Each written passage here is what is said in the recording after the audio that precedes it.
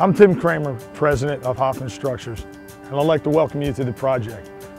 We at HSI are striving to provide an incident and injury-free environment. Part of that ongoing process is this orientation video, which provides information on all of our major tasks, along with our specific procedures and policies. Our mission statement is, Hoffman Structures is a family-oriented company that is proud of its heritage, looks to the future, and supports the Hoffman Corporation goal of solving client problems by providing state-of-the-art buildings and maintaining a safe, sustainable workplace. We value every employee and welcome them into our program. In return from our employees, what we expect is honesty, integrity, and a good work ethic. By working together, we can create a safe, harassment-free workplace where we can be successful and return home safe every day. Since 1991, Hoffman Structures has worked on a variety of iconic projects. To make these projects successful, there are several key points to keep in mind. We ask that everyone familiarize themselves with our core values: trust, respect, open communication, and teamwork. Every supervisor at Hoffman Structures has been through extensive leadership training to embrace these values, along with pursuing leadership excellence. With their leadership and your commitment to being accountable for your actions, we can achieve an injury and harassment-free workplace. HSI PPE requirements are as follows: hard hat, safety glasses, long pants, sleeve shirts, work boots, and work gloves are required 100% of the time. Additional PPE requirements will be specifically noted on the Job Hazard Analysis Forms, otherwise known as JHAs. Only after properly documented training can you use the following: aerial lifts, power-actuated tools, forklifts, respirators, and fall protection. Confined space, flagging, and lockout-tagout are all tasks you may be trained in. All training must be coordinated through your supervisor. If you have previous training, present documentation to your supervisor. We have developed a series of warm-up exercises that assist in reducing back and joint injuries. For us to best ensure your well-being while on our projects, it's mandatory that you perform warm-up exercises prior to beginning work, and highly suggested to perform after lunch periods or breaks. Mini breaks are suggested in order to stretch muscles and also relieve joints from becoming overstressed. In addition to this, you should always use proper lifting techniques. Lift with your legs, not your back. JHAs, Safety Data Sheet or SDS, and the Pre-Task Plan, PTP, are reviewed in quick meetings prior to each task. The PTP should be filled out with crew input, looking at hazards in your work area and ways to eliminate those hazards.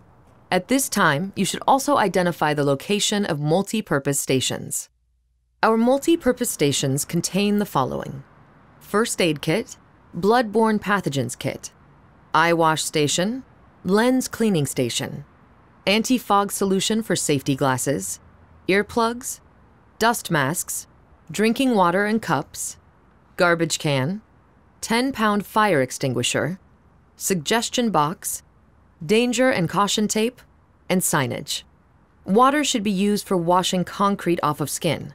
Vinegar is used as a first aid to be applied to a concrete burn. Notify your supervisor immediately if and when you use the first aid kit, bloodborne pathogen kit, and/or the eye wash solution. We want to make sure you get the proper care you deserve. All Hoffman Structures supervisors are first aid and CPR trained.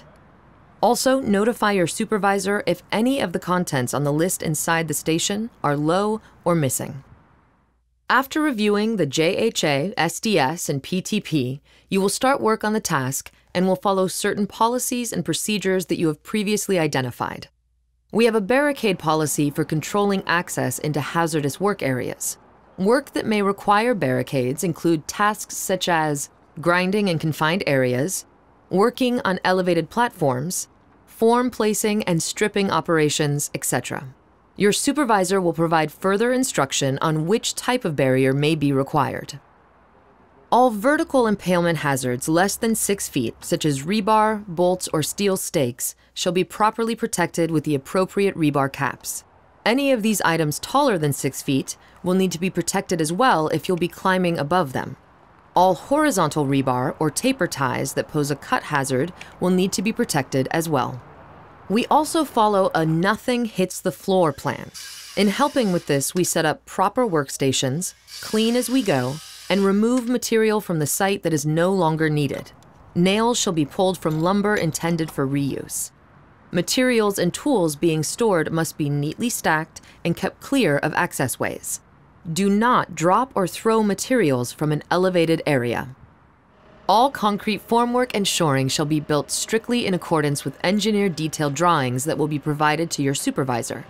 Never stand or walk beneath any equipment or material being hoisted. Use whistles to warn others. When a task is completed and the day is over, we here at Hoffman Structures strive to leave the area 100% safe and clean for the next trade or work to be completed. When we do this, it ensures a positive attitude for all on the project. It sets the example for what is expected by all trades in order to be successful, and creates a greater potential for an incident and injury-free project. Hoffman Structures employees will be expected to sign out on their time cards at the end of their shift. This is another opportunity for our employees to communicate and document all incidents that may have taken place at our project, or discuss any personal issues that may affect performance or schedule. If you have any questions about the policies and procedures that you've seen in this video, please contact your foreman or on-site superintendent. We want to make sure that you fully understand all the policies and procedures. And again, thanks and welcome to the project.